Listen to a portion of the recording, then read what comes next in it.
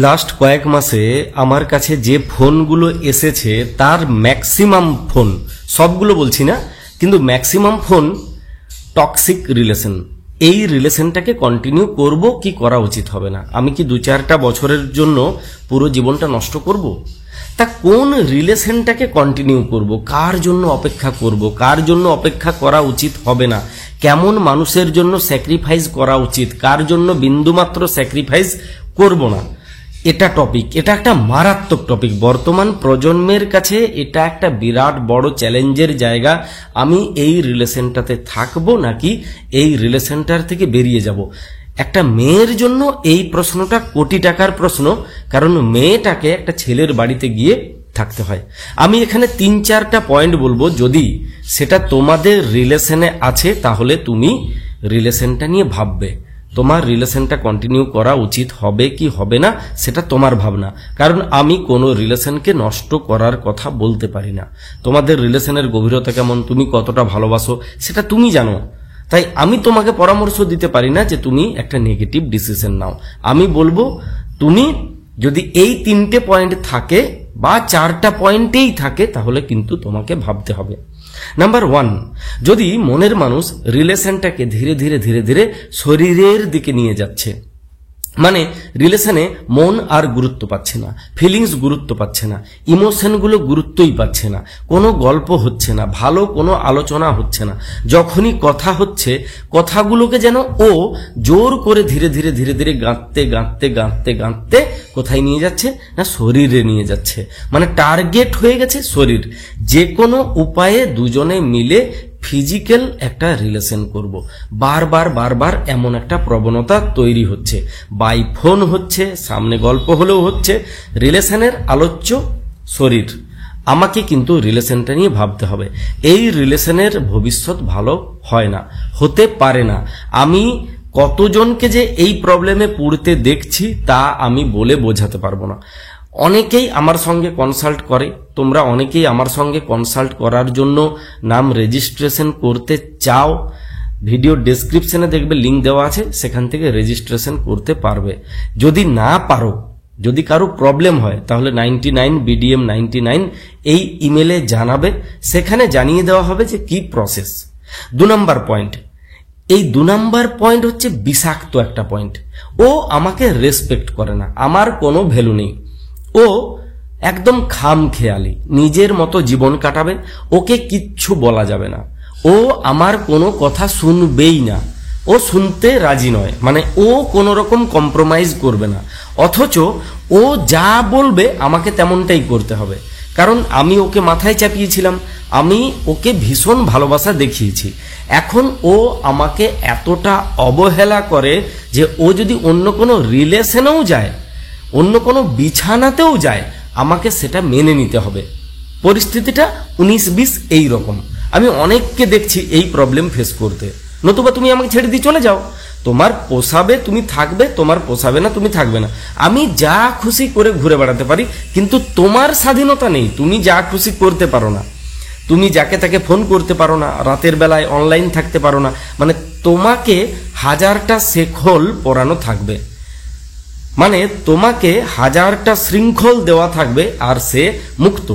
শুধু মুক্ত নয়, সে একটা উচ্ছৃঙ্খল জীবন কাটাবে, আর সেই জীবনটা দিতে তুমি বাধ্য। যদি রিলেশনটা এই রকম প্রবলেমে আছে তাহলে রিলেশনটা নিয়ে তোমার ভাবা উচিত। সেই রিলেশনটাকে কন্টিনিউ করো না যে রিলেশনটাকে কন্টিনিউ করতে গিয়ে তুমি তোমার মান সম্মান হারাচ্ছ আর নিজেকে একটা অনিশ্চিত ভবিষ্যতের দিকে নিয়ে যাচ্ছ।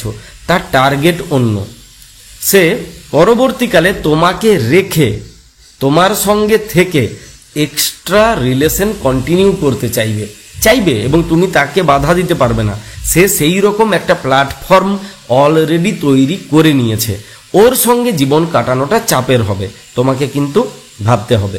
3 নম্বর, যে মানুষটা তোমার বাড়ির মানুষগুলোকে রেসপেক্ট করছে না, তাদের সম্পর্কে উল্টো পাল্টা বলছে, গালাগাল দিচ্ছে, তাদেরকে দেখতে পারছে না, তোমার ফ্রেন্ড সার্কেলটাকে পছন্দ করছে না, তুমি অন্য কারোর সঙ্গে ফোনে কথা বলো, বন্ধু বান্ধবদের সঙ্গে গল্প করো, বাড়ির লোকের সঙ্গে বেশি গল্প করো, সেটা তার পছন্দ নয়। এটা একটা নতুন প্রবলেম যে একা করে দেওয়া। তুমি একা থাকো, একা জীবন কাটাও। তোমার একমাত্র যদি কেউ মানুষ বন্ধু, মানুষ প্রেমিক বা প্রেমিকা থেকে থাকে, সেটা আমি। আমার বাইরে এই পৃথিবীতে তোমার কেউ থাকবেই না। এটা এক ধরনের সাইকোলজিক্যাল প্রবলেম ইদানিং অনেকের ভেতরে দেখতে পাওয়া যাচ্ছে। হতে পারে এই পয়েন্ট তোমার কাছে নতুন, কিন্তু আমার কাছে নতুন নয়। অনেকেই তাদের মনের মানুষকে হাজার রকমের বন্ধন দিয়ে দিয়ে দিয়ে দিয়ে একা করে দিতে চাইছে। এটা এক ধরনের রোগ। যদি তোমাদের রিলেশনে এই প্রবলেম আছে, দুজনে মিলে কোনো একজন সাইকিয়াট্রিস্টের কাছে যাও, পুরো বিষয়টা নিয়ে আলোচনা করো, বিষয়টা মেটাও। যদি না মেটে রিলেশনটাকে কন্টিনিউ করবে কি করবে না সেটা তোমার ভাবনা। কারণ এই ধরনের মেন্টালিটি যারা সম্পূর্ণভাবে একা করে দিতে চায় বা যায়, তারা পরবর্তীকালে ভীষণ হিংস্র হয়ে যায়। তারা ভালোবাসাটাকে হিংস্রতা দিয়ে ভরিয়ে দিতে চায়। তোমার উপরে তার যেন একটা জৈবিক অধিকার আছে। আমি অত ডিটেলসে যেতে চাইছি না, আমি যেটা বোঝানোর আশা করি তুমি বুঝতে পেরেছো। লাস্ট পয়েন্ট ভীষণ গুরুত্বপূর্ণ পয়েন্ট। তোমাদের রিলেশনে যদি এই পয়েন্ট আছে, তাহলেও তোমাকে সংযত হতে হবে। সে মিথ্যে কথা বলে অন্য রিলেশন কন্টিনিউ করছে, তুমি তাকে ধরছো, কিন্তু সে ধরা পড়েও নিজেকে বারবার নির্দোষ প্রমাণ করছে, তোমার দুর্বলতার সুযোগ নিচ্ছে। সে জানে তুমি ওকে ছাড়া থাকতে পারবে না, তাই সে যদি 5 জায়গায় 5টা রিলেশন রাখেও তুমি তাকে আটকাতে পারবে না। কারণ তুমি ওই যে বললাম, ওকে ছাড়া থাকতে পারবে না, এটা তোমার দুর্বলতা। আর সেই দুর্বলতাকে কাজে লাগিয়ে সে একটা খামখেয়ালি জীবন কাটাচ্ছে। তুমি জানো যে ওর এক্সট্রা রিলেশন আছে, তারপরেও তোমাকে রেখে দিয়েছে, তোমাকে ঠকিয়ে যাচ্ছে, এটা তুমি জেনে গেছো। সে বারবার সুযোগ চেয়েছে, সুযোগ নিয়েছে, সুযোগ পেয়েছে এবং সুযোগের অপব্যবহার করেছে।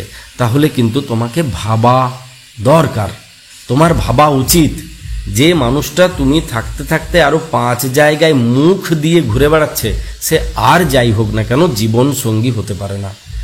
তুমি 2 বছর, 3টে বছর কিংবা 5টা বছর কোনো একজন মানুষের জন্য নষ্ট করেছো, এবারে ওই 5টা বছরকে বাঁচানোর জন্য বাকি 50টা বছর নষ্ট করবে, এটা বুদ্ধিমানের কাজ হতে পারে না।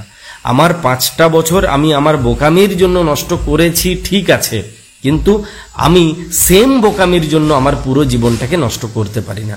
তাই কোনো ভুল সিদ্ধান্ত নেওয়ার আগে বা কোনো বড় সিদ্ধান্ত নেওয়ার আগে 5 বার ভাববে যে মানুষটার জন্য তুমি সিদ্ধান্ত নিচ্ছ, যে মানুষটাকে তুমি জীবনসঙ্গী করার জন্য একটা প্রতিজ্ঞা নিয়েছো, সেই মানুষটা আসলেই তোমার জীবনসঙ্গী হলে জীবনটা কেমন হবে।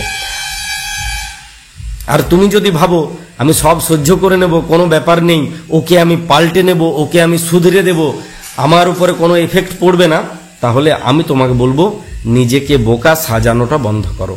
অনেক বোকামি হয়েছে, আর বোকামি করো না। যাদের রিলেশনে এই পয়েন্টের 2 বা 2-এর বেশি মিল আছে, তাদেরকে কিন্তু সিরিয়াসভাবে ভাবতে হবে। এটা একটা বিষাক্ত সম্পর্ক, একটা টক্সিক সম্পর্ক। এই রিলেশনে গালাগাল, মারামারি, কথা কাটাকাটি, চূড়ান্ত অপমানজনক পরিস্থিতি ছাড়া আর কিচ্ছু থাকবে না। আশা করি বোঝাতে পেরেছি। পার্সোনাল ভাবে যদি কথা বলতে চাইছো, তাহলে লিংকে যাও, লিংকে গিয়ে যদি রেজিস্ট্রেশন করতে প্রবলেম হচ্ছে ইমেল করে জানাও। বাংলাদেশ থেকে কিন্তু হবে না, ভারত ছাড়াও আদার্স সমস্ত কান্ট্রি থেকে হয়। বাংলাদেশ থেকে কেন হয় না আমি জানি না, বাংলাদেশ থেকে হয় না। তুমি যদি ভারতবর্ষে বা ভারতবর্ষের বাইরে দুবাই, আমেরিকা যেখানেই থাকো না কেন, তুমি চাইলে আমার সঙ্গে সরাসরি কথা বলতে পারো। তবে মনে রাখবে এটা ফ্রি প্রসেস নয়। কেন ফ্রি নয়, এই টাকাটা কাদের পিছনে কোন জায়গায় খরচা হয় সেই নিয়ে আমি বিস্তারিত আগে আলোচনা করেছি, তাই আজকের ভিডিওটাকে দীর্ঘায়িত করছি না। আশা করি তুমি আজকের ভিডিওটা থেকে অনেক শিক্ষা পাবে। আশা করি তুমি আজকের ভিডিওটা থেকে অনেক শিক্ষা পাবে। ভালো থাকো, ভালোবাসায় থাকো, প্রত্যেকটি মানুষের সঙ্গে থাকো। এই মানুষটাকে যদি মনে হয় প্রয়োজন পড়বে, সাবস্ক্রাইবটা প্লিজ করে রাখো, কারণ তোমার একটা সাবস্ক্রাইব আমাকে কতটা মোটিভেট করে যেটা আমি হয়তো তোমাকে বলে বোঝাতে পারবো না। তোমাদের প্রত্যেকের লাইকগুলো আমার কাছে হীরকখণ্ডের মতো। চলো নেক্সট ভিডিওতে আবার আমাদের দেখা হবে, সেই আশা নিয়ে বিশ্বাস রেখে আজকের ভিডিওটা শেষ করি।